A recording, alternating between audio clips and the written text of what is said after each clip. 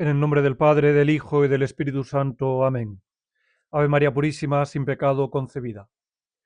Dominus dixit ad me, filius meus est tu, ego hodie genuite. Celebramos hoy, 25 de diciembre, con júbilo y gozo, la fiesta de la Natividad del Señor.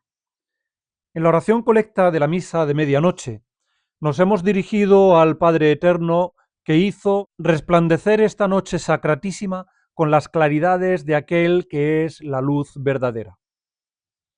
Hoy, como rezamos en el prefacio de la Navidad, ha brillado a los ojos de nuestra alma un nuevo resplandor de tu gloria, para que, al conocer a Dios visiblemente, seamos por Él arrebatados al amor de las cosas invisibles. Y es que hoy el sol engendra a la luz.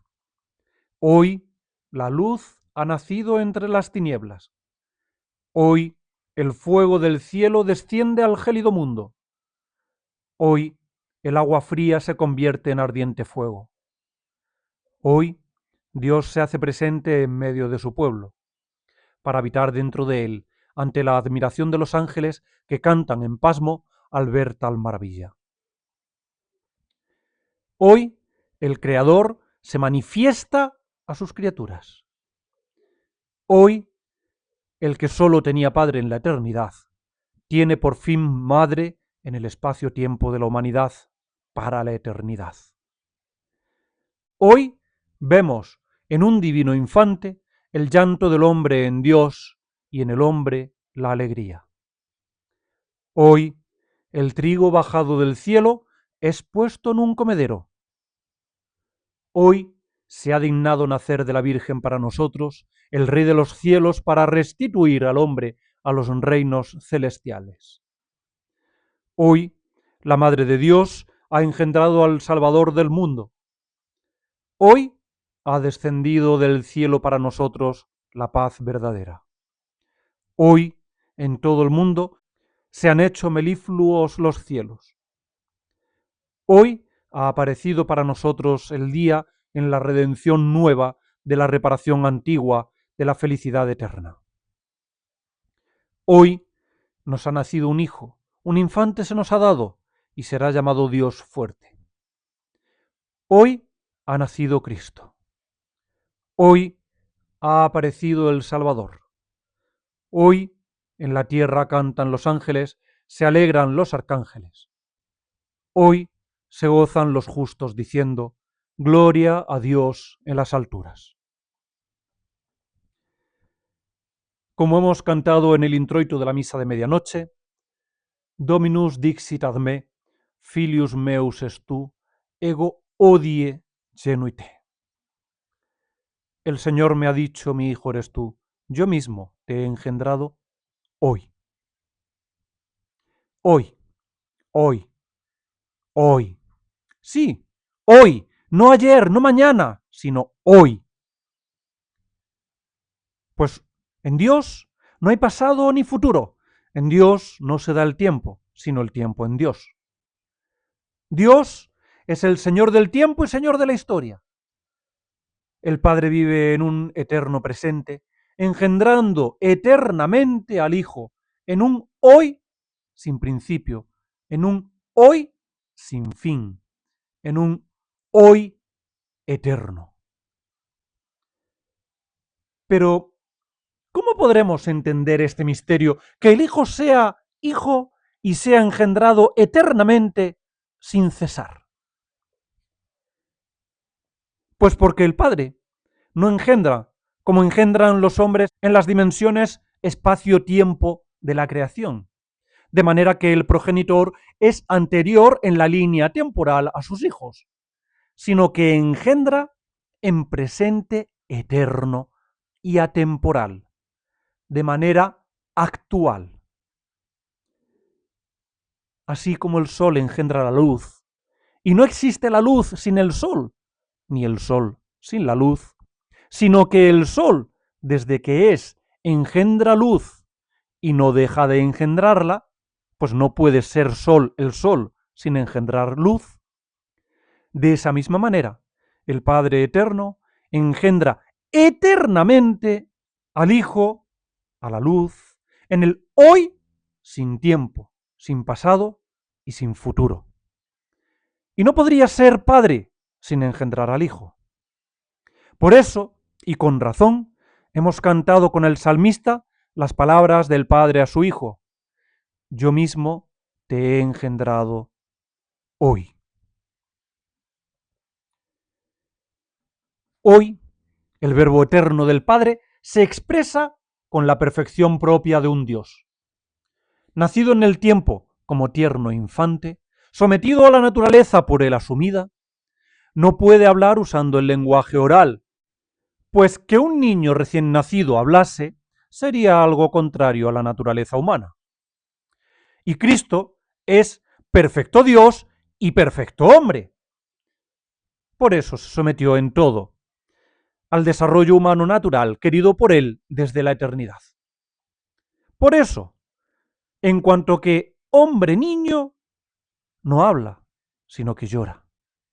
Llora de frío, al sentir en su cuerpecito el frío de los pecados de los hombres. Llora de hambre, hambre de almas. Llora de sed, sed de ti, que me escuchas, y de todos los que han vivido, vivían y vivirán. Llora por saberse ignorado, abandonado, despreciado por aquellos a los que él ama, hasta dar su vida por ellos. Llora para que nosotros nos alegremos al ver ya pronta nuestra redención.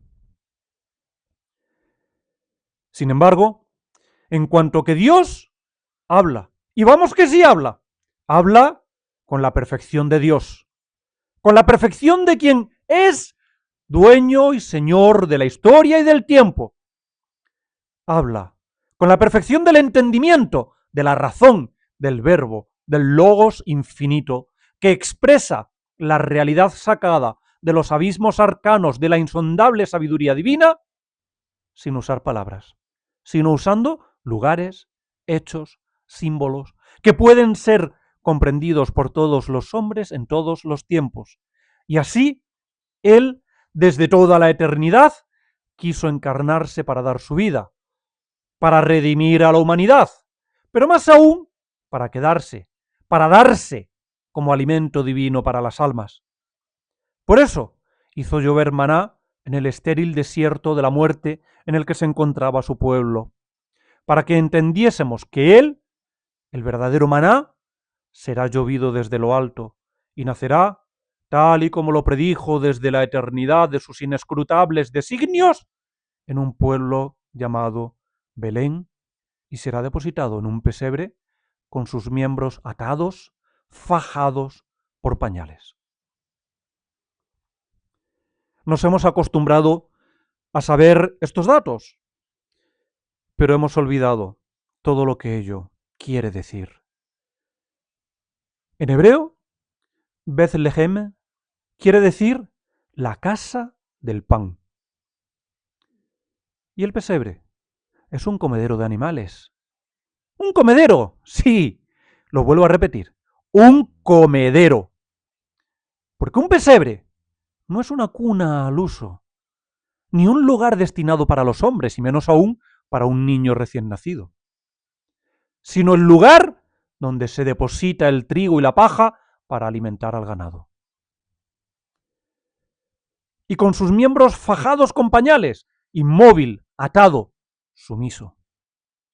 Pues Cristo viene al mundo para redimirnos por medio de la obediencia, para atarse con los pañales de la obediencia, que por la desobediencia de un hombre entró la muerte en el mundo y por la obediencia de Cristo entra la salvación.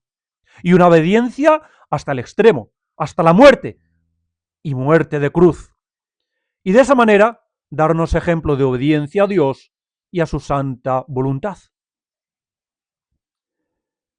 Y como nos recuerda Santo Tomás de Villanueva, el que haya sido puesto en un pesebre sobre paja es algo que encierra misterio, que una madre tan amante como María Santísima habría mantenido a su hijo en su regazo, calentándolo con el calor de su cuerpo y asegurándole un lecho digno y tierno, y si hubiera sido necesario, lo habría atado a su virginal cuerpo con lienzos, como hacen muchas mujeres en otras culturas, antes que depositarlo sobre dura y áspera paja.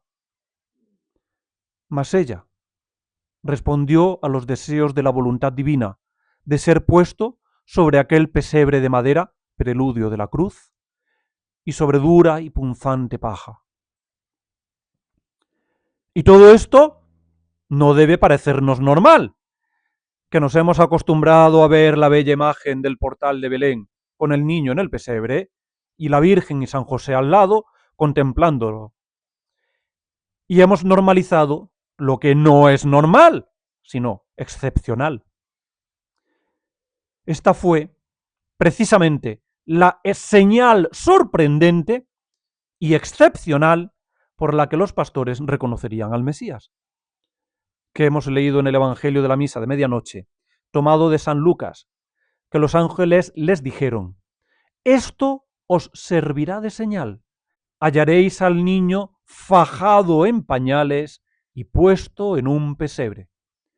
Infantem panis involutum et positum in presepio. Y así, cuando fueron a Belén, tal y como hemos leído en el Evangelio de la Misa de la Aurora, encontraron a María, a José y al niño puesto en un pesebre. Viéndolo, entendieron lo que les había sido dicho referente a aquel niño. Esa fue la inaudita y maravillosa señal para que los pastores lo reconocieran. Pero es una señal que trasciende el espacio-tiempo. Aquellos pastores no pudieron comprender el significado pleno de esta señal, pues aún Cristo no había dado su vida en obediencia al Padre, ni se había dado en alimento a las almas, queriéndose quedar con sus criaturas hasta el fin de los tiempos en la Sagrada Eucaristía. Sin embargo, ahora podemos comprender mucho mejor aquella señal que encerraba y transmitía una realidad eterna, la expresión de un amor ardiente, aquel divino lenguaje de signos sin palabras. Y es que este Dios niño, sin necesidad de abrir los tiernos labios de su boquita de clavel, sino tan solo con el lenguaje del profundo brillo de sus ojos de rubí, de su mirada profunda como un pozo sin fondo, fuente de arcanos designios, nos está diciendo: mirad, he venido para redimiros, para poner mi morada en aquellos que observen mis mandamientos, para unirme a vosotros, para daros vida con mi vida, para devolveros al Padre con mi obediencia y daros ejemplo de obediencia, para darme en alimento a vuestras almas. Yo soy el verdadero maná bajado del cielo, que vengo al mundo en la casa del pan y me pongo en un comedero para ser comido, para servir de alimento, para deleitaros. Pues así como el maná cambiaba de sabor según el deseo de quien lo comía, procurándole todo deleite posible, así yo vengo a dispensaros el verdadero pleno e inconmensurable deleite que añoran vuestras inmortales e insaciables almas. Por eso, y con razón, la Iglesia, como madre buena y maestra sabia, nos hace recitar a sus sacerdotes el prefacio de Navidad en las misas del Corpus Christi, que Cristo vino para redimirnos, y más aún para quedarse con nosotros y alimentarnos con su propio ser, uniéndonos a Él de manera sin igual por medio de la Sagrada Eucaristía. Y es que el misterio del corazón de Jesús sacramentado se expresa sin palabras en el misterio de la casa del pan, el misterio de Betlehem y su comedero, en el misterio de un Dios fajado por la obediencia.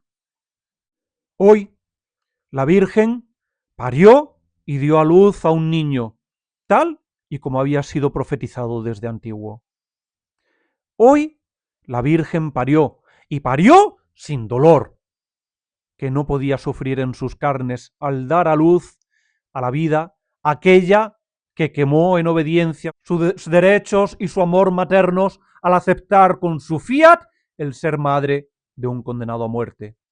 No podía sufrir en el parto quien había sido preservada del pecado original, pues los dolores de parto son castigo de Eva por su pecado. Y así como la concepción fue milagrosa, al no tener parte en ella varón alguno, de igual manera el nacimiento fue milagroso y sin igual. No podía Cristo hacer sufrir a la madre del amor hermoso que había aceptado ser la madre del mayor dolor. Ella parió a Cristo sin dolor del cuerpo, aunque ya su alma estaba siendo atravesada ya por el dolor.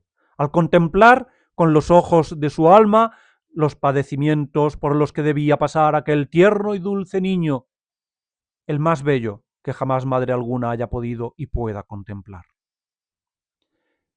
Y así salió Cristo del cuerpo purísimo de su Santísima Madre, como se desprende la manzana del árbol, como atraviesa la luz el cristal sin dañarlo, como salió del sepulcro sin correr la losa, como entró en el cenáculo donde estaban sus discípulos, estando las puertas cerradas. Y así, hoy, llegada la hora, el purísimo cuerpo del Creador se desprendió del cuerpo de su benditísima Madre sin causarle el más mínimo daño, sin el más mínimo dolor, sin romper su virginidad. Por eso creemos los católicos y profesamos con gozo y alegría que María Santísima es virgen antes, durante y después del parto.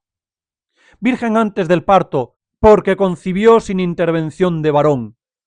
Virgen durante el parto porque hoy la luz atravesó su cristalino, inmaculado y purísimo cuerpo de límpido diamante. Porque hoy dio a la luz, sin menoscabo de su integridad física, sin detrimento de su virginidad, que por este milagroso parto se consagró de forma admirable su virginidad. Y virgen después del parto, pues se mantuvo siempre virgen. María Santísima es la áurea puerta celestial, figurada en la puerta dorada, la puerta del templo de Jerusalén, situada al oriente, punto cardinal por donde nace el sol, la cual, como dice el profeta Ezequiel, por mandato divino, estará cerrada, no se abrirá ni entrará por ella hombre alguno, porque ha entrado por ella Yahvé, Dios de Israel, por tanto ha de quedar cerrada. No hagáis caso, hijos míos, a esas imágenes o películas blasfemas y sacrílegas de origen protestante y satánico que representan el nacimiento de Cristo en Belén y muestran a la Purísima pariendo con dolor como si fuera una vulgar mujer, lo cual horroriza y repugna al alma de cualquier devoto de la Virgen Madre, pues ella, siendo mujer, no es una mujer cualquiera, ella es la siempre pura, siempre virgen, siempre Madre de Dios. ¿Cómo fue aquel maravilloso parto? Se lo hizo saber Nuestra Señora a Santa Brígida de Suecia. Y esta noble viuda nos lo cuenta en sus revelaciones. Según esta visión, cuando la Reina de los Cielos se arrodilló para orar, sintió moverse en su interior al niño, al que inmediatamente dio a luz. Sin cambiar de postura, la Virgen comenzó a adorar al niño con sumo decoro y reverencia, uniéndosele poco después unos ángeles. Lo que sigue se lo contó de esta manera la Santísima Virgen a Santa Brígida. Cuando él estaba en mi vientre, lo engendré sin dolor alguno, sin pesadez, sin cansancio en mi cuerpo. Me humillé en todo, sabiendo que portaba en mí al Todopoderoso. Cuando lo alumbré, lo hice sin dolor ni pecado, igual que cuando lo concebí. Con tal exultación de alma y cuerpo, que sentí como si caminara sobre el aire, gozando de todo. Él entró en mis miembros con gozo de toda mi alma, y de esa forma, con gozo de todos mis miembros, salió de mí, dejando mi alma exultante y mi virginidad intacta. Cuando lo miré y contemplé su belleza, la alegría desbordó mi alma, sabiéndome indigna de un hijo así. Cuando consideré los lugares en los que, como sabía a través de los profetas, sus manos y pies serían perforados en la crucifixión, mis ojos se llenaron de lágrimas. Y se me partió el corazón de tristeza. Mi hijo miró a mis ojos llorosos y se entristeció casi hasta morir, pero al contemplar su divino poder me consolé de nuevo, dándome cuenta de que esto era lo que él quería, y por ello, como era lo correcto, conformé toda mi voluntad a la suya. Así, mi alegría siempre se mezclaba con el dolor. Son muchos los que en nuestros tiempos creen y quieren hacer creer a los demás que Cristo no nació un 25 de diciembre en el solsticio de invierno. Estas mentiras surgieron de entre los protestantes ya en el siglo XVII, que renegando de la Navidad y queriendo difamar a la Iglesia Católica, empezaron a inventar excusas vanas para intentar demostrar que Cristo no nació un 25 de diciembre. A día de hoy, con las nuevas tecnologías de la comunicación y las redes sociales, durante estos días de Navidad sufrimos un auténtico bombardeo de afirmaciones tales como te han engañado, Cristo no nació el 25 de diciembre, Cristo nació en septiembre y no en diciembre, la Iglesia Católica cristianizó con la Navidad la fiesta pagana del Sol Invicto y otros mensajes semejantes. Lo peor no es que estos mensajes partan de ambientes protestantes, sino que también lo hacen de ambientes supuestamente católicos y aun incluso conservadores. Y ya no sabe uno qué es peor, porque luego están los que, ante esta abrumadora avalancha de fingidas verdades, terminan admitiendo que lo importante no es cuándo nació, sino que nació. Como si Dios, que es celoso de su gloria, Dios, que mandó a su pueblo recordar y celebrar las principales fechas de la liberación de Israel de la esclavitud de Egipto, hubiera cambiado de opinión y fuera menos celoso con las fechas de la redención. Y hubiera permitido que su iglesia ignorase y olvidase esas fechas. Pero, ¿en qué cabeza cabe semejante majadería? ¿Acaso Dios, en quien no hay movimiento ni cambio, habrá podido cambiar tanto del Antiguo Testamento al Nuevo Testamento? ¿Hasta el punto de parecer dos dioses distintos? Un Dios celoso de su gloria en el Antiguo Testamento y un Dios indiferente de su gloria al que todo le da igual en el Nuevo Testamento. Obviamente, no. No. En uno de sus apabullantes argumentos, arguyen que los pastores estaban por la noche guardando el ganado, y esto no se hace en invierno, por lo que el nacimiento de Cristo debió ser como muy tarde en otoño. Sin embargo, estos fautores de mentiras ignoran las normas de pureza del judaísmo, según las cuales los rebaños de ovejas se diferenciaban en tres tipos: los compuestos solo de ovejas de lana blanca, consideradas puras, y que después de pastar volvían a entrar en el redil en el centro de las poblaciones; los rebaños compuestos por ovejas de lana en parte blanca y en parte negra, que por la tarde entraban en los rediles dispuestos a las afueras de las poblaciones; y los rebaños compuestos por ovejas de lana negra, consideradas impuras, que no podían entrar ni en las ciudades ni en los rediles, debiendo permanecer a la intemperie con sus pastores en cualquier periodo del año. El Evangelio también dice que los pastores hacían turnos de guardia, lo que indicaría una noche larga que encaja precisamente con un contexto invernal. También hay que tener en cuenta que los inviernos en el Mediterráneo oriental eran mucho más suaves que en cualquier país del norte de Europa. Y además, Dios, que hizo detenerse el sol para que Josué ganase una batalla, no iba a poder propiciar un invierno menos gélido en aquel año, cuando por experiencia sabemos que todos los inviernos no son iguales. Hay que tener en cuenta, y cualquiera que haya vivido en un medio rural lo sabe, que mientras el tiempo lo permita y haya pasto en las praderas, los rebaños pastan en los campos. Los establos son para proteger al ganado de las inclemencias, pero ningún pastor que se precie mantiene estabulado a su ganado por fechas exactas, indistintamente de las condiciones climáticas. sino que se adaptan a ellas. Por lo tanto, el argumento de los pastores guardando el ganado para negar que Cristo naciera un 25 de diciembre es ridículo. En su intento de denigrar a la Iglesia, pretenden hacer creer que la esposa inmaculada de Cristo no sabía la fecha del nacimiento de su cabeza.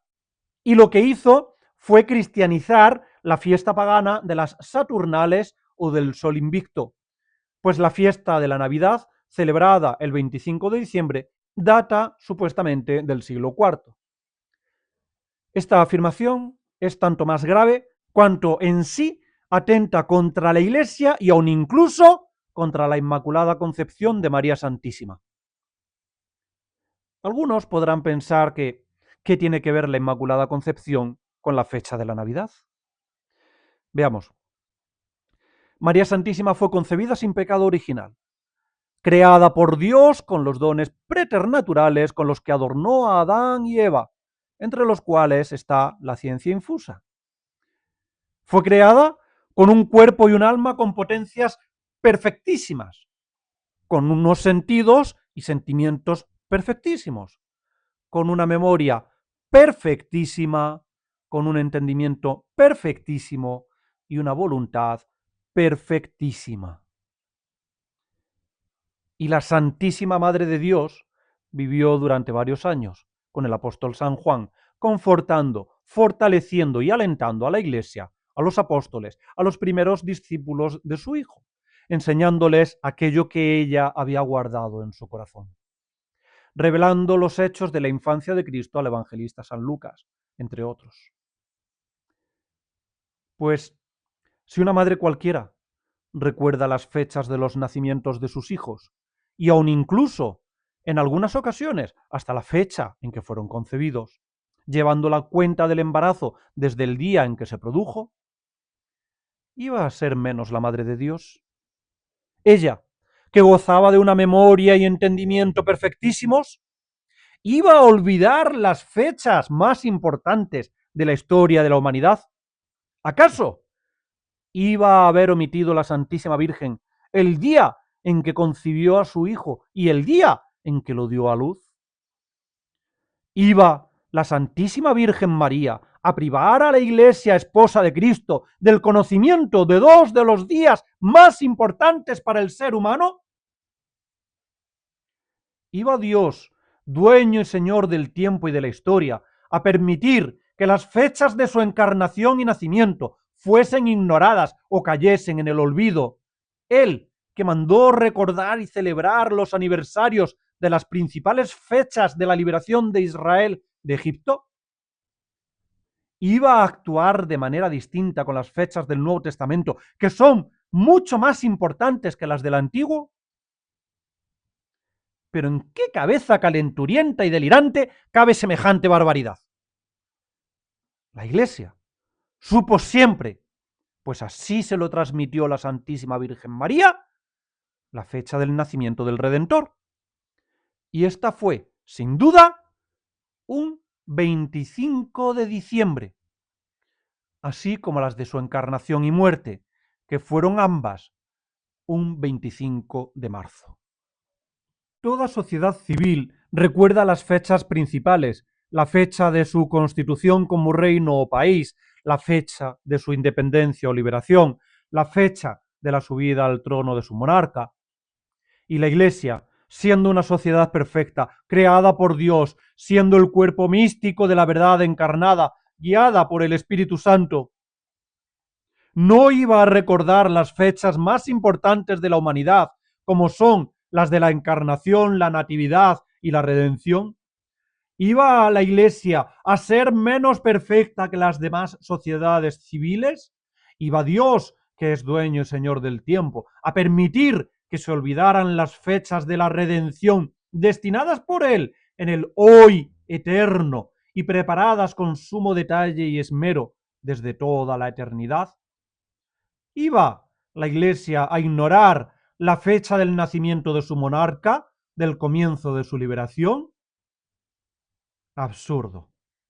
Por supuesto que la Iglesia ha sabido desde siempre que el día de la Natividad fue un 25 de diciembre, Por otro lado, hay que tener en cuenta varios hechos históricos y litúrgicos que afectaron a la celebración de la Navidad. Primero, la liturgia, desde un principio, no surge como un todo unificado e idéntico en todas las partes de la Iglesia, sino que partiendo de una unidad básica, iba evolucionando según la tradición apostólica del lugar, originando las diversas familias de ritos litúrgicos. El rito de San Pedro en Roma, el de San Marcos en Alejandría, el de Santiago en Jerusalén, los cuales iban evolucionando según las decisiones de los obispos, patriarcas o concilios locales. Segundo, la principal de las fiestas, que es la Pascua, y es la que rige todo el ciclo litúrgico, se había dado según el calendario judío, que es lunisolar. Como acabo de decir, la Iglesia siempre supo que Cristo había muerto el mismo día que se había encarnado, el día de la Pascua, un 14 de Nisán, según el calendario hebreo. Por lo tanto, su nacimiento debería celebrarse 9 meses después. ¿Cómo y cuándo celebrar la Pascua sería fundamental para celebrar la Natividad? Pero nos introducimos aquí en una de las disputas litúrgicas e históricas más antiguas de la Iglesia: la fecha de la celebración de la Pascua. Mientras que en Occidente la Pascua se empezó a celebrar el domingo siguiente al 14 del mes Nisán, en Oriente se celebraba el mismo día 14 de Nisán, indistintamente del día de la semana en que cayese. De manera que la Pascua cristiana coincidía totalmente con la Pascua judía. A los que defendían la celebración de la Pascua el 14 de Nisán se les conocía como cuartodecimales, por el 14º día del mes. Y cuartodecimal fue, por ejemplo, San Policarpo de Esmirna, padre de la Iglesia, discípulo de San Juan Evangelista, y que se amparaba en la tradición de dicho apóstol para celebrar la Pascua el 14 de Nisán, fuera el día que fuera de la semana. San Policarpo intentó convencer de la práctica cuartodecimal al Papa San Aniceto I, que gobernó la Iglesia desde el año 155 al 166.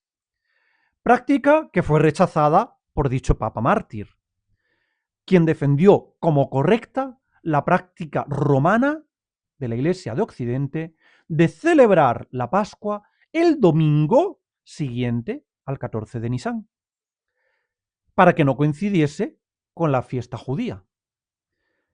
A finales del siglo II, pocos años después, el Papa San Víctor intentó forzar a la Iglesia asiática a abandonar la práctica cuartodecimal, amenazando incluso con la excomunión a Polícrates de Éfeso y demás obispos orientales si no se conformaban a la fecha de la Pascua, según había establecido Roma. Polícrates era discípulo de San Policarpo y, al igual que su maestro, se amparaba en la práctica de San Juan para celebrar la Pascua el 14 de Nisán. Finalmente, la excomunión propuesta por el Papa San Víctor no llegó a efectuarse gracias a la intervención de otro padre de la Iglesia y discípulo también de San Policarpo, San Ireneo de Lyon. Todos ellos de tradición joánica. Hubo que esperar al Concilio de Nicea, celebrado en el año 325, para que la fecha de la Pascua fuese unificada en toda la Iglesia como el domingo siguiente a la primera luna llena del equinoccio de primavera, es decir, posterior al 21 de marzo, desvinculándose por completo del cómputo de la Pascua judía. Tercero, otro problema añadido viene a la hora de fijar la fecha de la Natividad, pues aunque la fecha de la Pascua es móvil, la de la Natividad se dejó fija desde el principio. Ahora bien, los años, según el calendario judío, eran de 12 meses y contaban con entre 353 y 385 días, llegando a tener los años bisiestos hasta 13 meses. A la hora de fijar las fiestas en base al calendario solar establecido por Julio César, conocido como calendario juliano, de 12 meses y 365 días fijos, según el año que se computase como el año de la muerte de Cristo, las fiestas de la Encarnación y la Natividad podían variar. Y así, según el cómputo que se hiciera, la Natividad pasó a celebrarse o bien el 6 de enero, como ocurrió en la liturgia de Jerusalén, llamada de Santiago Apóstol, o bien el 25 de diciembre, como en Roma y el norte de África. La noble Egeria, famosa viajera cristiana e historiadora, natural del norte de Hispania, nos dejó constancia en su famoso itinerario, escrito a finales del siglo IV, de que en Jerusalén, en el año 382, se realizaba el 15 de febrero el banquete de la presentación del niño en el templo, 40 días después del 6 de enero, que era la fecha de la celebración del nacimiento de Cristo en la liturgia de Santiago o en la liturgia de Jerusalén. Uno de los que sugirió la fecha del 25 de diciembre como día de la Navidad, ya en el año 221, fue Sexto Julio Africano, historiador y apologista cristiano. Incluso, en un primer momento, en Jerusalén, lo que se celebraba era, ante todo, la manifestación de Dios a los hombres, aunando en una fiesta la triple manifestación, a saber, la manifestación con su nacimiento al pueblo de Israel cuando nada más nacer es adorado por los pastores, la manifestación a los gentiles cuando es adorado por los magos y la manifestación de su filiación divina en el Jordán al ser bautizado por San Juan Bautista. Manifestación, en griego, se dice epifanía. Por eso, en un primer momento, se celebró en conjunto el mismo día la Natividad Epifanía, el nacimiento con lo que hoy llamamos Epifanía de los Magos y la fiesta del bautismo, todas en una fiesta conocida como Epifanía. Y así vemos que en el año 350 el Papa San Julio I separa por primera vez en Occidente, Roma y el norte de África, la fiesta de la Natividad de la fiesta de la Epifanía, proponiendo que se celebrase la primera el 25 de diciembre, día real del nacimiento de Cristo, y fue pocos años después su sucesor, el Papa Liberio, quien en el año 354 fijase definitivamente la fecha del 25 de diciembre para la Navidad, para toda la Iglesia, y el 6 de enero para la Epifanía o manifestación a los magos.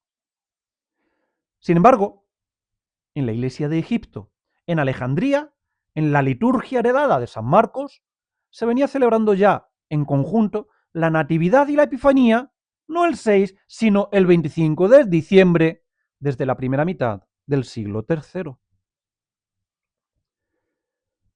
San Agustín de Hipona, a finales del siglo IV, en su sermón de la Natividad afirma que Cristo nació cuando los días empiezan a crecer, un 25 de diciembre, con el solsticio de invierno.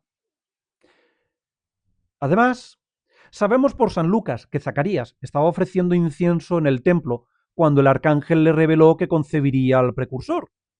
El turno sacerdotal de Zacarías, dado al grupo de sacerdotes al que pertenecía, era en el mes de septiembre, por lo que San Juan fue concebido después de su turno en el templo, el 24 de ese mes. La fiesta de la concepción de San Juan viene celebrándose en la iglesia alejandrina y orientales desde los primeros siglos, el 24 de septiembre,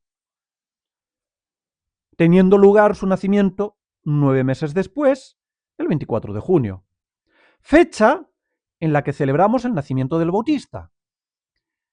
Y si Santa Isabel estaba de 6 meses cuando San Gabriel visitó a María Santísima, Cristo nació 6 meses después que San Juan. Efectivamente, en la noche del 24 al 25 de diciembre. De esta manera, además, del sentido espiritual, se cumple con perfección astronómica lo que el Espíritu Santo puso en boca del precursor cuando éste dijo a sus discípulos sobre Cristo que conviene que Él crezca y yo mengüe. Y así San Juan Bautista nace en la noche más corta del año, cuando los días empiezan a menguar en el hemisferio norte, mientras Cristo, como luz del mundo que es, nace en la noche más larga del año, en el hemisferio norte, cuando el día empieza a crecer. Conviene que Él crezca para que yo mengüe.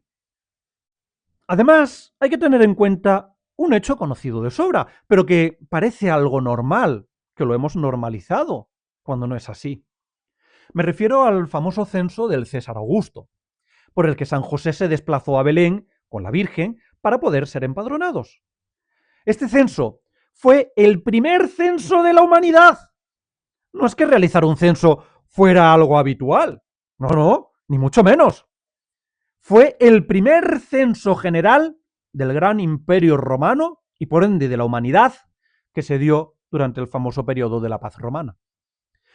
Y es que quiso Dios, dueño y señor del tiempo y de la historia, nacer en la plenitud de los tiempos, cuando un gran imperio unificaba todas las tierras que eran bañadas por el Mediterráneo para que la propagación de su evangelio fuera lo más eficaz posible, por medio de un imperio con una misma cultura, una misma lengua, un mismo gobierno. Por eso nació en el momento de la paz augusta, un momento en el que aquel inmenso imperio estaba gobernado y pacificado. Y nace en medio del censo, el primer censo de la historia, para que quedase constancia oficial e histórica del mayor hito de la humanidad. O dicho de otra manera, Dios movió la voluntad del César Augusto para que realizase aquel primer censo para que su hijo fuese empadronado, dejando evidencia histórica del nacimiento del Redentor. Pues como es de esperar, una vez que San José fue a Belén para empadronarse con la Virgen, habiendo nacido el niño, su nombre también fue censado. Y así tenemos el testimonio del primer filósofo cristiano y apologeta de la Iglesia, San Justino Mártir, quien, habiendo fundado en el año 150 una escuela de filosofía en Roma, a la que asistió, por cierto, el mismo San Ireneo de León, dejó constancia ya en el siglo II, en torno al año 150, así como Tertuliano, que en el empadronamiento que constaba en las actas conservadas en los archivos de Roma, aparecía el nombre de Jesús, hijo de José, nacido en Belén, el 25 de diciembre. Y es que dispuso Dios desde toda la eternidad que el nacimiento del Verbo en el tiempo quedase reflejado de manera oficial en actas civiles para que los que en lo sucesivo dudasen del cumplimiento de las profecías en este punto tuviesen el testimonio de los mismos gentiles sin recurrir a los judíos, enemigos declarados de la religión cristiana. Por lo tanto, la Iglesia no se fijó en las fechas paganas, para nada. Las fiestas en honor a Saturno o Saturnales eran del 17 al 23 de diciembre, mientras que la Navidad se celebra el 25, 9 meses después de la encarnación, que fue el 25 de marzo. En cuanto a las fiestas del Sol Invicto, fueron introducidas por primera vez en el imperio por el emperador Aureliano en el año 274, cuando, como ya hemos visto, los cristianos sabían y celebraban desde antes de esa fecha la Navidad el 25 de diciembre.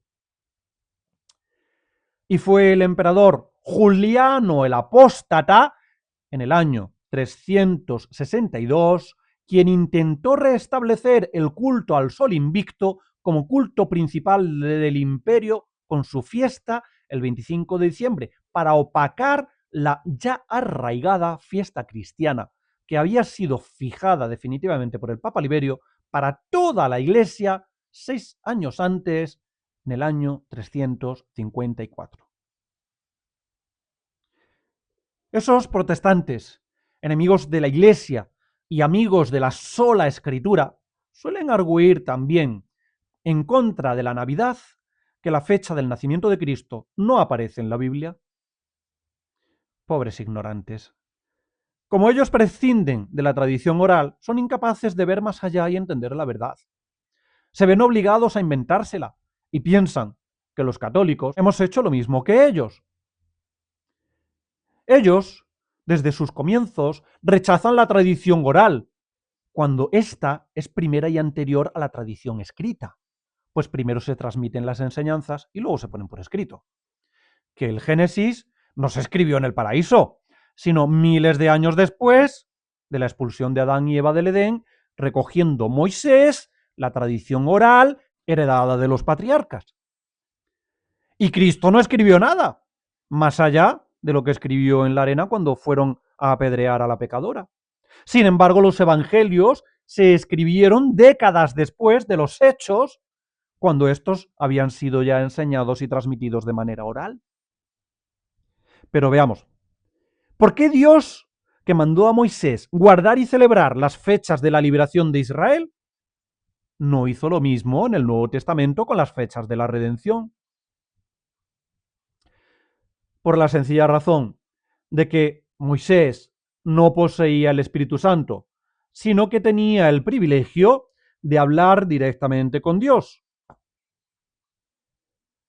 Y éste le revelaba todo, hasta las medidas del tabernáculo o del arca, o el modo de elaborar los utensilios y ornamentos sagrados, los sacrificios y sus tipos, y las ceremonias y rúbricas con las que celebrarlos y fechas concretas. Sin embargo, no hizo lo mismo con su iglesia, porque a los apóstoles les entregó el Espíritu Santo y les dijo que el Paráclito les recordaría lo que les había enseñado y les enseñaría más cosas. A Moisés le fue revelada una liturgia cuando el pueblo, además, tuvo la posibilidad de edificar un tabernáculo. A los apóstoles no se les reveló una liturgia con rúbricas en concreto, pues los 300 primeros años de la vida de la Iglesia estarían plagados de persecuciones. Los apóstoles se dispersarían, no estarían en un punto en concreto, sino que se dispersarían por todo el mundo conocido. Y la imposibilidad material de construir templos ex profeso en los que celebrar una liturgia precisa y detallada. Por eso hubo que esperar a la paz de Constantino para que la Iglesia, libre de las persecuciones, pudiera edificar templos y expresarse a Dios en la liturgia con la perfección que ésta requiere. Partiendo de la tradición oral recibida de los apóstoles e inspirada y guiada por el Espíritu Santo que estos transmitieron, la liturgia fue concretándose poco a poco hasta lo que conocemos hoy en día. Las fechas, más allá de la muerte de Cristo, el día de Pascua, el 14 de Nisán, no están contenidas en la tradición escrita o Biblia, pero siempre estuvieron presentes en la tradición oral apostólica, enseñadas por Dios y aun por su Santísima Madre, que no dejaría esta piadosísima reina de los apóstoles y sede de la sabiduría que los discípulos de su Hijo ignorasen las fechas más importantes de la humanidad. Por lo tanto, más que les pese a los protestantes y a los enemigos de la Iglesia, la celebración de la Navidad, el 25 de diciembre, es anterior a los cultos romanos paganos del Sol Invicto y nada tiene que ver con las Saturnales.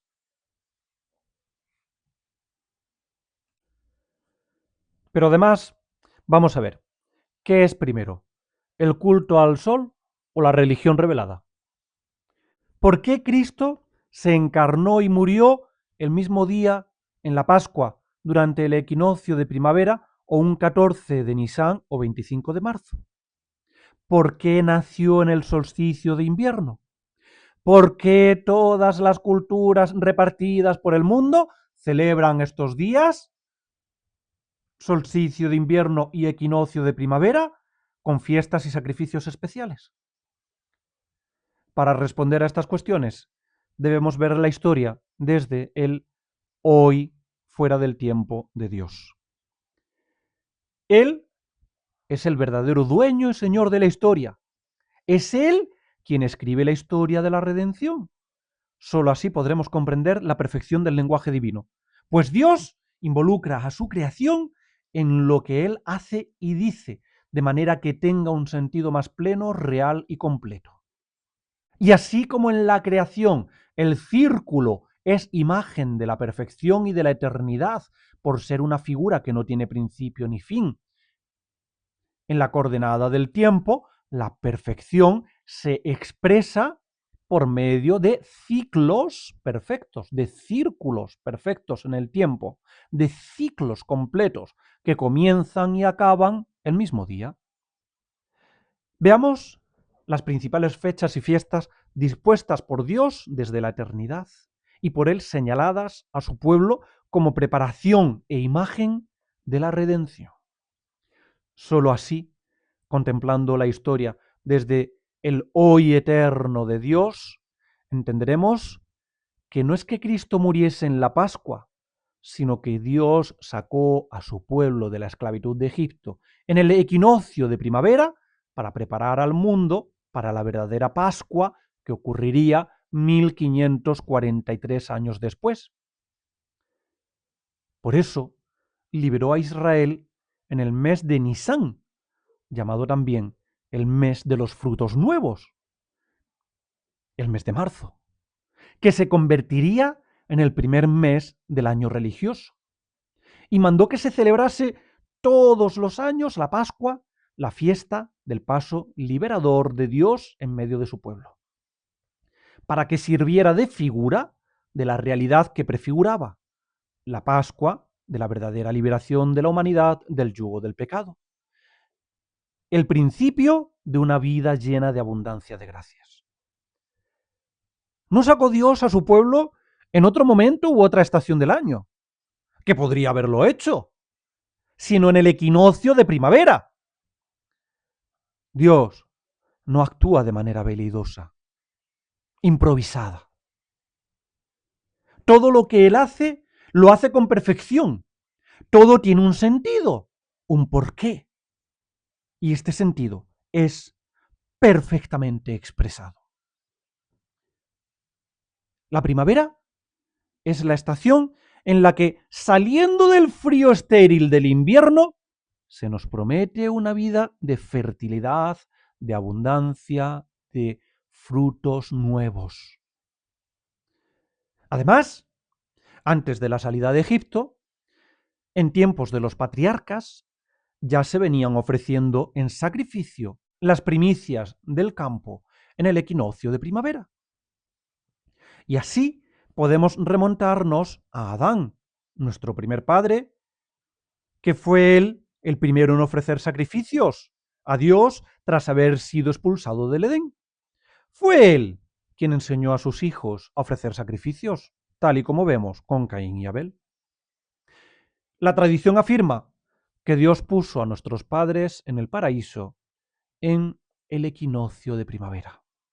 En primavera pecaron, y en aquella primera primavera de la humanidad, Dios hizo la promesa de la redención al poner enemistad entre la serpiente y la mujer, entre su estirpe y la de ella.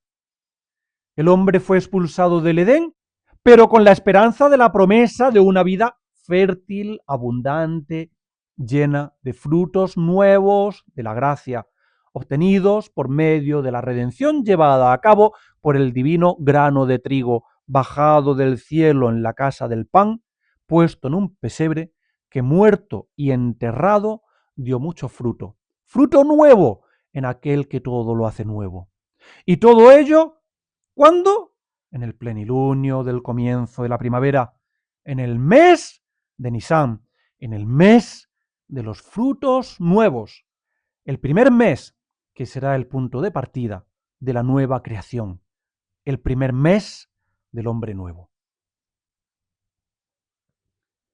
Adán fue expulsado del Edén con la promesa de una verdadera primavera espiritual llena de vida, lozanía y abundancia de frutos nuevos espirituales que catapultará al hombre a Dios, llegando a ser hijos y templos vivos de Dios. Por lo que el nombre del mes Nisán, que es el mes de los frutos nuevos, adquiere pleno significado con la Pascua de Cristo. Pascua que fue prefigurada por el sacrificio de Isaac, que según la tradición oral fue también en el equinoccio de primavera, un 25 de marzo.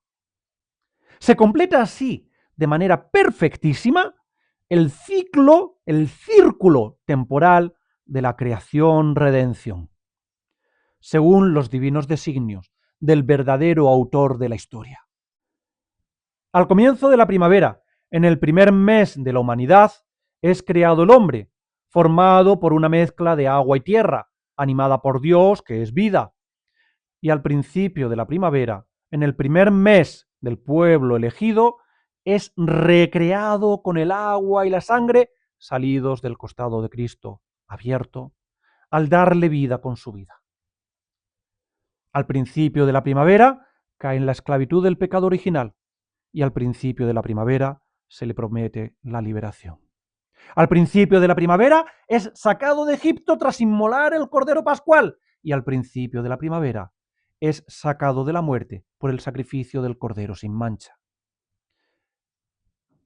Que las demás falsas religiones ofrezcan sacrificios especiales en el equinoccio de primavera es porque así lo aprendieron los hijos de Adán de su padre y mantuvieron ese recuerdo de una divina, misteriosa y anhelada primavera prometida, aunque apartándose de la revelación y de la verdadera religión y deformando su auténtico sentido. Sin embargo, Dios, dueño y señor de la historia, llegado el momento por él dispuesto en los arcanos eternos de su divina sabiduría, llenó de contenido de frutos esa primavera deseada y celebrada con la fecundidad infinita del árbol de la cruz, en el que fue inmolado el verdadero Cordero Pascual, con cuya sangre se tiñeron las jambas y el dintel de esta celestial puerta de madera, erigida en el monte donde se encontraba la calavera de Adán, por la que entramos a pie enjuto en la verdadera libertad de los hijos de Dios, que bajo un árbol fue violada la naturaleza humana y bajo el árbol fue restaurada. Que el que en el leño venció al hombre, en el mismo leño fue vencido por Dios hecho hombre. Por eso, ya San Ireneo de León, padre de la Iglesia del siglo II, enseña esta coincidencia de fechas al decir que el nudo de la desobediencia de Eva se desató por la obediencia de María, porque lo que la Virgen Eva había atado firmemente por la incredulidad, esto lo liberó la Virgen María por la fe. La desobediencia de Eva, un 25 de marzo, fue desatada por la obediencia de María Santísima, un 25 de marzo. El mismo día que Cristo entra en el mundo en el vientre de la Virgen Madre, es el día en que sale de este mundo al entrar en el vientre de la tierra en el sepulcro. Él vino para producir una nueva creación, un nuevo hombre, el mismo día que había creado al hombre, y deshacer la desobediencia de Adán mediante obediencia total e inquebrantable, el mismo día en que Adán había desobedecido. Dios, que es celoso de su gloria y no quiere que los hombres olviden sus hechos, a fin de recordar los actos principales de la liberación de Israel de Egipto, que era imagen de la verdadera liberación llevada a cabo por Cristo, mandó guardar y celebrar perpetuamente las principales fechas con la celebración de diversas fiestas. 3 son las principales fiestas mandadas por Dios a Moisés. La de primavera y principal, que es la Pascua, de la que acabamos de hablar, y que se celebra al comienzo de la primavera, en el equinoccio. La segunda, al final de la estación, la fiesta de las semanas o Pentecostés, por celebrarse 7 semanas o 50 días después de la Pascua, que eso quiere decir el término Pentecostés, 50.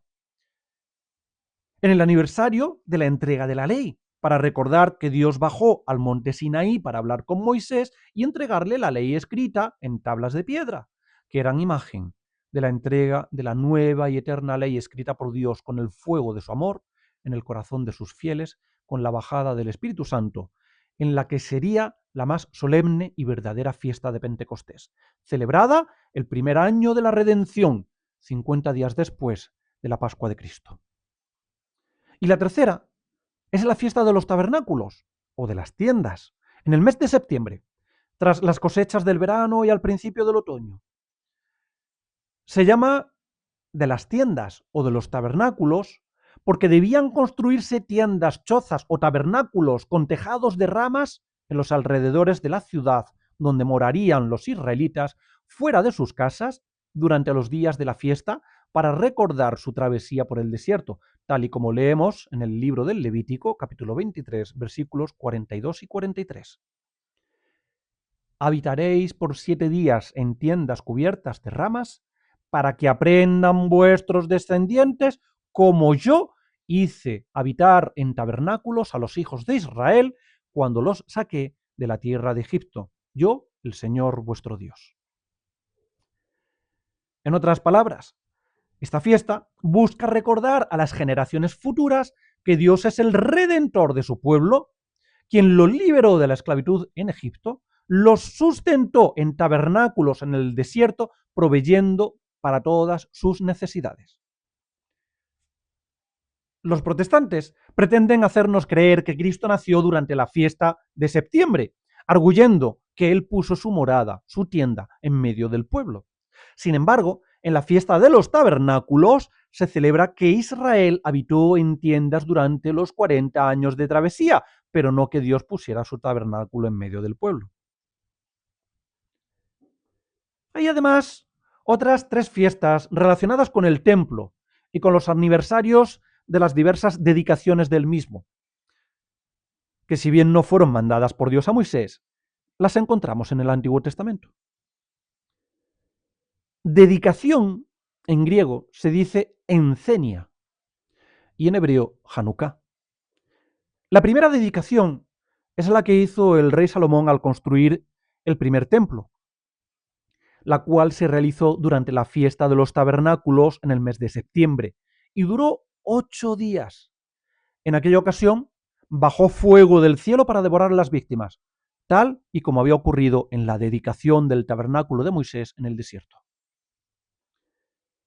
La segunda fiesta de la dedicación corresponde a la que se hizo al construir el segundo templo de Jerusalén tras la vuelta del exilio de Babilonia. Dedicación que fue realizada en el siglo VI a.C. en tiempos de Nehemías, tal y como vemos en el segundo libro de Macabeos, capítulo 1, versículos 18 y siguientes. Los persas habían destruido el magnífico templo de Salomón y a la vuelta del exilio hubo que construir un nuevo templo, inferior al de Salomón en cuanto a riqueza, pero superior en gloria, pues sería el que perviviría cuando vino Cristo nuestro Señor a la tierra. Y la tercera fiesta de la dedicación corresponde con la purificación del templo llevada a cabo por los macabeos en el siglo II a.C., tras la profanación del templo por Antíoco Epífanes, predicha por el profeta Daniel 300 años antes, la cual se llevó a cabo en un 25 de diciembre o 25 del mes hebreo Casleu o Kislev. El año religioso hebreo comienza en el mes de Nisán, como ya hemos dicho, que suele coincidir con el mes de marzo. Con la fiesta de la Pascua. El 9º mes es el mes de Casleu o Kislev, que suele coincidir con diciembre. Y a menudo el 25 de Casleu, fecha de la dedicación del templo por el Macabeo, coincide con el 25 de diciembre. En aquella dedicación de Casleu, llevada a cabo por Judas Macabeo en el año 165 a.C., el mismo día en que 3 años antes había sido profanado, se purificó el segundo templo, que no había sido destruido. Se restauraron los desperfectos y se construyó, eso sí, un nuevo altar para los sacrificios, pues el anterior había sido profanado, con víctimas impuras como cerdos y sacrificios a Zeus. Se sacó fuego de la piedra para los sacrificios y se hicieron ceremonias similares a las que realizó el rey Salomón en la dedicación del primer templo en septiembre, prolongándose también la fiesta durante 8 días y portando varas adornadas con hiedra y ramos verdes y palmas, tal y como leemos en el segundo libro de los Macabeos, capítulo 10, versículos 6 y siguientes, para recordar cómo poco tiempo hacía hubieron de pasar la fiesta de los tabernáculos en los montes y en las cavernas a modo de fieras. Por este motivo, esta tercera fiesta de la dedicación se celebraba con ritos muy similares a los de la fiesta de los tabernáculos, hasta el punto de conocerse a esta fiesta de diciembre como la fiesta de los tabernáculos de Casleu. Segundo libro de Macabeos, capítulo 1, versículo 9. Pero dada la estación del año, al ser invierno, no se realizaban tabernáculos con ramas en el exterior, sino que se introducían las ramas en el interior de las casas, para decorarlas, como si el tabernáculo se hiciera en lo más íntimo del pueblo, dentro del mismo hogar individual, el cual, además, era iluminado con lámparas, pues en invierno anochece antes. Nada tiene que ver esta fiesta de la dedicación, Hanukkah o tabernáculos de Casleu, con la Hanukkah que celebran hoy en día los seguidores del Talmud, con una menorá de 9 velas. En esta última fiesta de la dedicación del templo, la de los tabernáculos de Casleu, celebrada el 25 de dicho mes, conocida también como Hanukkah, es en la que nace Cristo, 9 meses después del mes Nisan, 9 meses después de la encarnación. Pues Él es el verdadero templo de Dios. Su humanidad es la mansión sagrada que encierra la divinidad del Verbo eterno. Y Él viene al mundo para poner su tienda, para poner su tabernáculo, no entre nosotros, en medio del pueblo, sino dentro de nosotros, en lo más íntimo de cada individuo. Pues Él es el pan bajado del cielo, con el que alimentar las almas de su pueblo. Él viene a habitar en nosotros, dentro de nosotros. En el prólogo de su Evangelio, San Juan nos enseña que el Verbo se hizo carne y habitavit in nobis, decimos en latín. Y en el original griego se dice eskenosen en gemín. Normalmente hemos traducido habitavit in nobis por habitó entre nosotros, pero es algo más. Tanto la preposición in latina como la preposición en griega indican posición dentro de un lugar y por lo tanto dentro o en.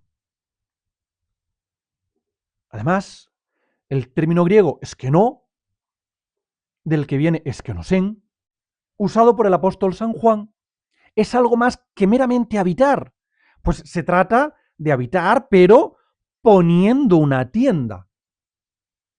Por lo que habitavit in nobis o eskenosen en gemín significa que el Verbo se hizo carne para poner su tienda dentro de nosotros. Dentro. Y así vemos en el Evangelio de San Juan, capítulo 6, versículos 51 y siguientes, que es el Evangelio de la fiesta del Corpus Christi, que nuestro Redentor dice: yo soy el pan vivo que ha descendido del cielo. Si no comiereis la carne del Hijo del Hombre y no bebiereis su sangre, no tendréis vida en vosotros. El que come mi carne y bebe mi sangre, en mí permanece, y yo en él. Y en el capítulo 14, versículo 23 del Evangelio de San Juan, en el cenáculo, el día de la institución de la Eucaristía, afirma nuestro Redentor que el que me ama observará mi doctrina, y mi Padre lo amará, y vendremos a él y haremos en él nuestra mansión. Y es que Cristo, queridos míos, no viene para poner su tienda en medio de su pueblo, sino dentro de nosotros, en lo más íntimo de nuestro ser, en el interior de cada uno, en lo más íntimo del alma. Él viene a este mundo no para habitar en medio de su pueblo, sino para salvarnos. Y esto solo es posible comiendo su carne, guardando su doctrina y habitando Él en nosotros. Es decir, solo siendo templos vivos de Dios y miembros de su cuerpo místico, la Iglesia Católica, es que podremos ser salvos. Pues como nos enseña San Pablo en la primera epístola a los Corintios, capítulo 3, versículo 16, sois templo de Dios y el Espíritu de Dios mora en vosotros.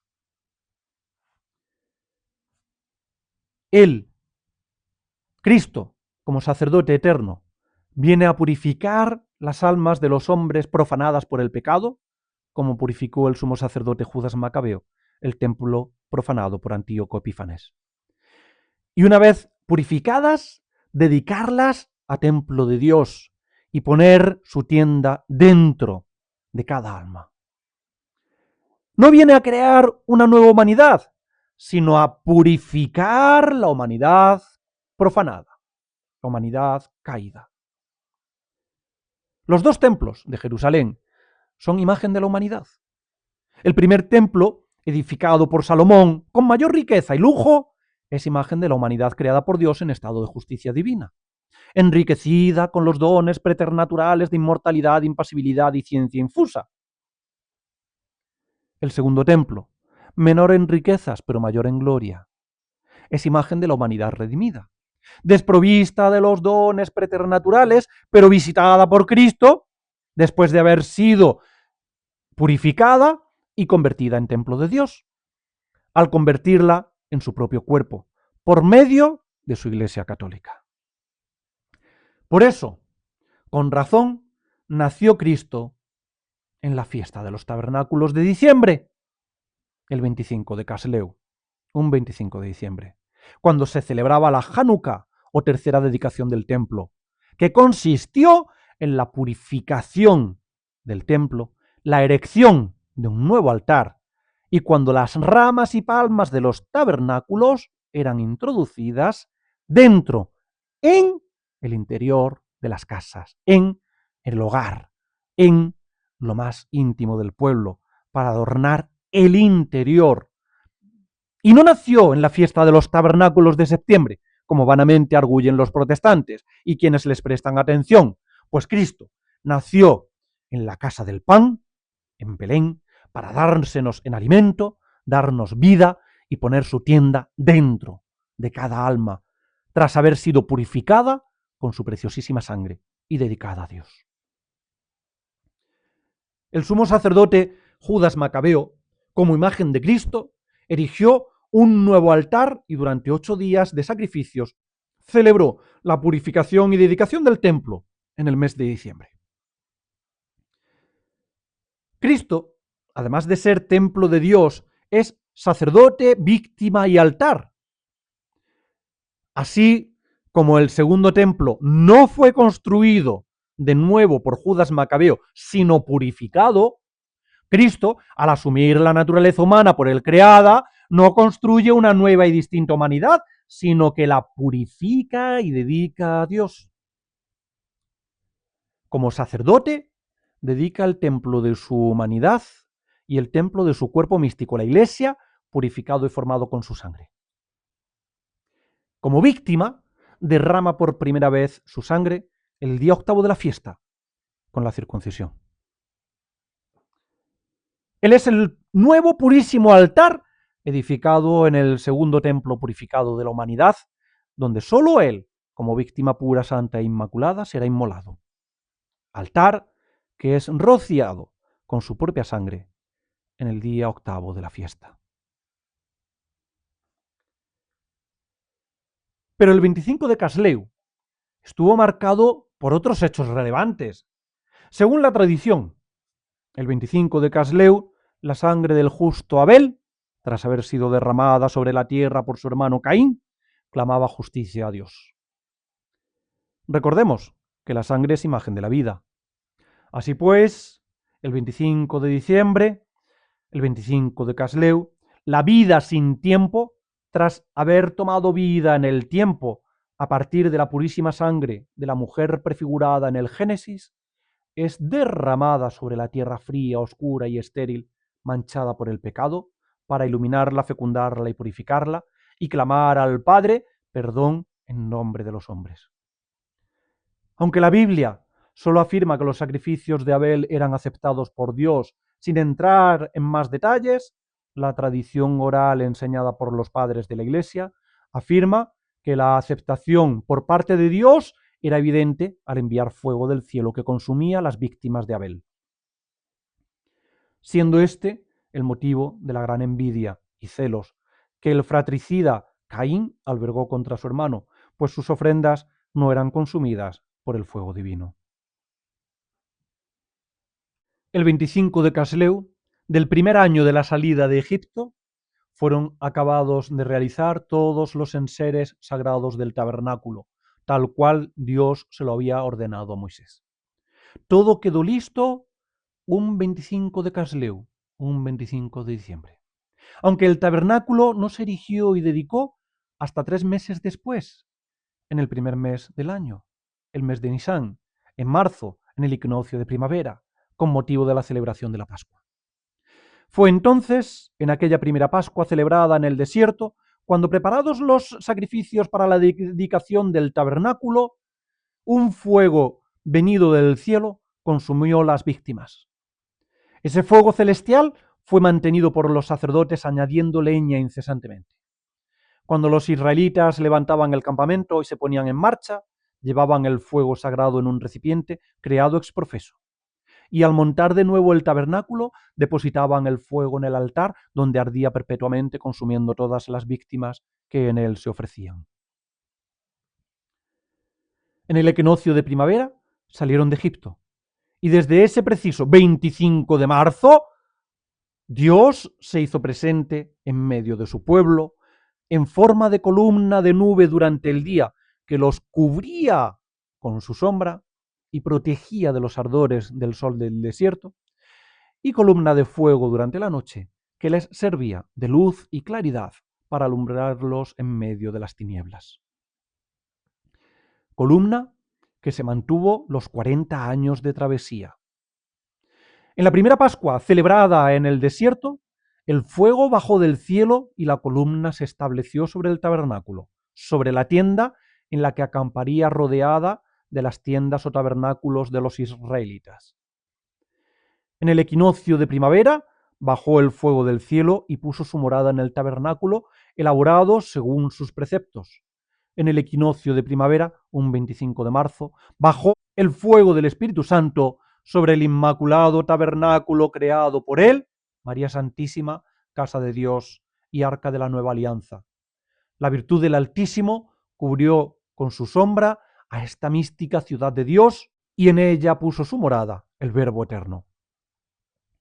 Un 25 de marzo inmoló la víctima de su naturaleza humana, transformando la naturaleza humana por él asumida en un cuerpo glorioso, consagrando su cuerpo místico, la Iglesia, nacida un 25 de marzo, de su costado abierto como real y auténtico templo de Dios. Así como el 25 de Casleu, 25 de diciembre, fue terminado el tabernáculo de Moisés, con todos sus enseres sagrados, y se hizo visible por primera vez, así, el 25 de diciembre, el templo de la humanidad de Cristo, habiendo sido terminado de formar en las entrañas de su Santísima Madre, fue hecho visible por primera vez en la casa del pan. Pero es más, cuando los babilonios destruyeron el primer templo, el templo de Salomón, a instancias del profeta Jeremías, escondieron el arca de la alianza y el altar del incienso en el monte Nebo, y el fuego sagrado del altar de los sacrificios, que había bajado del cielo, lo ocultaron en un pozo seco en medio de un valle. Tras el exilio de Babilonia, cuando se hubo construido el segundo templo de Jerusalén, el sumo sacerdote de Israel mandó buscar aquel fuego sagrado a los nietos de los sacerdotes que lo habían ocultado. En su lugar, en aquel pozo seco, descubrieron no fuego, sino agua, un agua grasa, espesa, oleaginosa. La sacaron, la llevaron al templo y a instancias del sumo sacerdote rociaron con aquella agua espesa las víctimas y la leña dispuestas en el nuevo altar del nuevo templo. Aunque aquella mañana el sol estaba cubierto por una nube, en cuanto la nube desapareció y se dejó ver, y sus rayos tocaron el agua sobre las víctimas, convirtió aquel agua milagrosamente de nuevo en un gran y vigoroso fuego que devoró los sacrificios preparados en la dedicación del templo, tal y como podemos leer en el segundo libro de los Macabeos, capítulo 1, versículos 18 al 22. Este fuego sagrado se mantuvo hasta la profanación del templo por Antíoco Epífanes. Para la purificación del templo por Judas Macabeo hubo que sacar fuego del pedernal, fuego de la piedra, imagen de Cristo, fuego salido de la piedra del sepulcro y luz verdadera. Que Cristo naciera un 25 de diciembre en Belén no es algo baladí, no es una fecha elegida a posteriori por la Iglesia, es la declaración de intenciones a futuro de Dios, manifestada con suma perfección por medio de los signos no lingüísticos, sino históricos del pasado y expresada desde el presente en el tiempo del Verbo encarnado. Con este signo histórico, el entendimiento divino, hecho hombre, aunque como niño recién nacido no puede hablar, como Verbo eterno se expresa con la perfección propia de Dios, diciéndonos sin palabras, pero con hechos: yo soy el maná bajado del cielo en la casa del pan, para darme en alimento, para daros la vida, para purificaros con mi sangre, para habitar dentro de vosotros, para convertiros en templo de Dios. Yo soy la luz que viene a iluminar la oscuridad del mundo en las tinieblas del invierno, el fuego eterno que viene a dar calor al gélido corazón de los hombres, a convertir los corazones de piedra en corazones de carne, el agua fría y estéril de vuestra naturaleza en abrasador fuego de caridad. Yo soy el fuego salido de la piedra para abrasar al mundo en mi amor, el Salvador germinado de la tierra como fruto nuevo de salvación. Cristo es, por lo tanto, el tercer verdadero y definitivo templo de Dios. Y como venimos diciendo, si Cristo es templo de Dios, su cuerpo, la Iglesia Católica, es verdadero templo de Dios. Vemos a nuestro Redentor en el capítulo 2, versículo 19 de San Juan, tras haber expulsado a los mercaderes del templo de Jerusalén, dar a los judíos una señal de su autoridad al decirles: destruid este templo y yo lo reedificaré en 3 días. Y el apóstol asevera que les hablaba del templo de su cuerpo. Reedificado el templo de Dios, el tercer templo, tras la resurrección, y habiendo sido construido el templo de su iglesia en la cruz, de la sangre manada de su costado, habiendo sido desechado por Dios el segundo templo de Jerusalén, al rasgar el velo del templo el Viernes Santo y destruido por Tito definitivamente en el año 70, la Iglesia Católica, como templo de Dios que es, no necesita un edificio de piedra para adorar a Dios, pues la Iglesia, como cuerpo de la verdad y llena y asistida por el Espíritu Santo, adora a Dios en espíritu y en verdad, y no en ningún monte o templo de obra, tal y como le dijo Cristo a la samaritana en el pozo de Jacob en Siquem, y leemos en el capítulo 4, versículo 24 de San Juan. Por eso, las profecías que existen sobre la profanación del templo de Dios al final del mundo, la abominación del sacrificio perpetuo, el abatimiento de la verdad y el anticristo que se sentará en el templo de Dios presentándose como si fuera Dios, tal y como afirma San Pablo en la segunda epístola a los tesalonicenses, capítulo 2, versículo 4, se refiere única y exclusivamente a la Iglesia Católica, único templo de Dios después de la venida de Cristo, al que puede hacer mención San Pablo, dirigiéndose no a los judíos, sino a los cristianos. Estas profecías nos están prediciendo el tiempo que estamos viviendo, el de la profanación de la Iglesia, la usurpación de la sede de Pedro, el trono de la verdad en la tierra, por los que sirven al error estando en el lugar en el que no deben estar, que es lo que viene ocurriendo desde 1958, tras la muerte de su santidad Pío XII, enseñando herejías y aboliendo el verdadero sacrificio perpetuo con la mal llamada misa nueva, tal y como expuse en el sermón del último domingo del año litúrgico sobre el fin del mundo. Los judíos y protestantes que no aceptan a Cristo ni a su iglesia, o pretenden aceptar a Cristo sin su iglesia, intentan hacer ver y creer que deberá reconstruirse el templo de Jerusalén, el mal llamado tercer templo, como si ese templo no existiese ya en Cristo y su cuerpo místico. Y pretenden hacer creer que el fin del mundo llegará cuando se haya vuelto a construir un templo en el lugar donde estuvieron los dos primeros. Se engañan en sus argumentos, pero lo más triste es ver a muchos que se dicen católicos y aun conservadores o tradicionalistas o personas vinculadas al mundo de las falsas apariciones, falsos profetas y falsas profecías, prestar atención a estas falacias absurdas y divulgarlas. No, no habrá un tercer templo en el monte Sión. En el siglo IV, en tiempos del impío emperador Juliano el Apóstata, movido por el odio que profesaba a la fe católica, promovió la construcción del mal llamado tercer templo. Y Dios mandó unas bolas de fuego que salían de la tierra impidiendo la obra, que tuvo que ser paralizada. A día de hoy, en el lugar de lo que otrora fuera el segundo templo, que fue construido y más aún destruido por voluntad de Dios, se encuentra la conocida como Cúpula de la Roca, lugar santo del Islam, que no permitirán la construcción de ningún templo judío. Pero si por algún misterioso designio de la providencia divina se construyera contra toda posibilidad real un templo en ese lugar, no sería el templo de las profecías, no sería el tercer templo, sino el primer templo de una religión monólatra, de una falsa impostura que nada tiene que ver con la religión revelada a nuestros santos patriarcas y profetas. Un templo que no tendría continuidad histórica con el templo querido por Dios, y que Él cubrió con su sombra y en el que se hizo presente, construido por el pueblo elegido.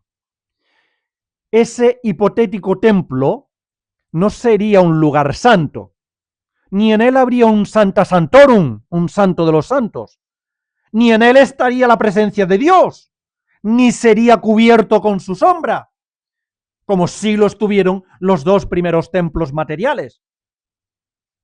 Ni los sacrificios que en él se pudieran realizar serían los establecidos por Dios. No habría en él sacrificio perpetuo, ni los supuestos sacrificios se ofrecerían a Dios, sino al ídolo unipersonal inventado por los rabinos talmúdicos que rechazaron a Cristo, un ídolo verdaderamente satánico, pues fue nuestro Redentor quien les dijo en el capítulo 8, versículo 44 de San Juan, que ellos no eran hijos de Dios, sino del diablo, y que como su padre son homicidas y mentirosos. No se daría en ese supuesto hipotético mal llamado tercer templo ninguna de las profecías, ni de Cristo, ni de Daniel, ni de Isaías, ni de Ezequiel, ni de San Pablo. Pues todas esas profecías se darán y dan en el único y verdadero tercer templo. La Iglesia Católica, cuerpo de Cristo, el único templo con continuidad histórica en la revelación, el único y verdadero tercer templo que fue prefigurado por los dos anteriores. Vana es la esperanza de los judíos, de los protestantes y de todos aquellos que siguen, creen y divulgan sus mentiras.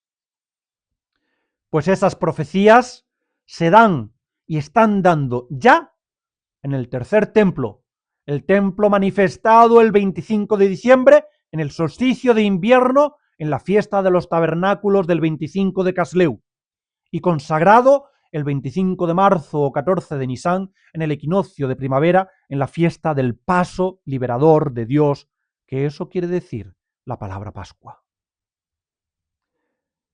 Terminaré este sermón con la canción sobre el nacimiento del romance sobre el prólogo del Evangelio de San Juan, compuesta por San Juan de la Cruz, donde se resume de manera bellísima la escena de la Navidad. ya que era llegado el tiempo en que de hacer había, así como desposado de su tálamo salía, abrazado con su esposa que en sus brazos la traía, al cual la graciosa madre en un pesebre ponía, entre unos animales que a la sazón allí había. Los hombres decían cantares, los ángeles melodía, festejando el desposorio que entre tales dos había. Pero Dios en el pesebre, allí lloraba y gemía, que eran joyas que la esposa al desposorio traía.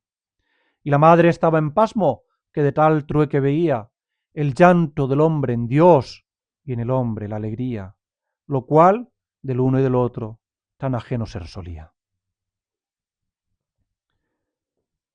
Puesto que Cristo viene a construir el tercer templo en su cuerpo y hacernos templos de Dios, introduciéndonos en su iglesia y habitando en nosotros, procurad, hijos míos, apartar vuestros cuerpos y vuestras almas de todo pecado, de todo aquello que profana el templo del Espíritu Santo. Y pedidle a aquella de cuya materia fue hecho el verdadero templo, que os alcance las gracias necesarias para ser templos.